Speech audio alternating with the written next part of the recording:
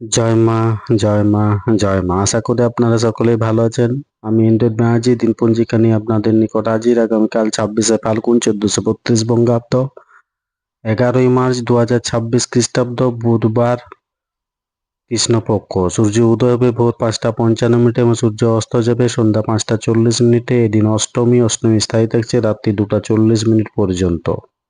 জ্যৈষ্ঠা নক্ষত্র রাত্রি 8টা 49 পর্যন্ত। জাতক জাতিকার জন্মের ক্ষেত্রে বৃশ্চিক রাশি বিপ্রবর্ণ, রাক্ষসগণ অষ্টত্রী শনি ও বিংশত্রী বুধের দশা রাত্রি 8টা 49 পর।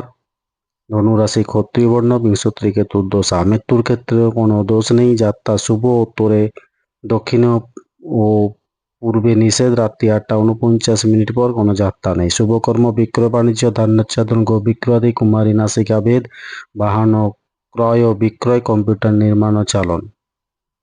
এই দিন শ্রী শ্রী শীতলা অষ্টমী।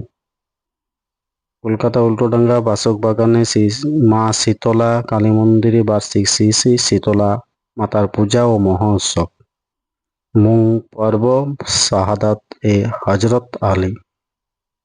তিথি অনুযায়ী অষ্টমীতে নারকেল খাওয়া উচিত নয়। বুধবার চুল দাড়ি নখ কাটার পক্ষে শুভ। ধন্যবাদ। সকলে ভালো থাকুন, সুস্থ থাকুন, অপরকে সুস্থ রাখুন। জয় মা।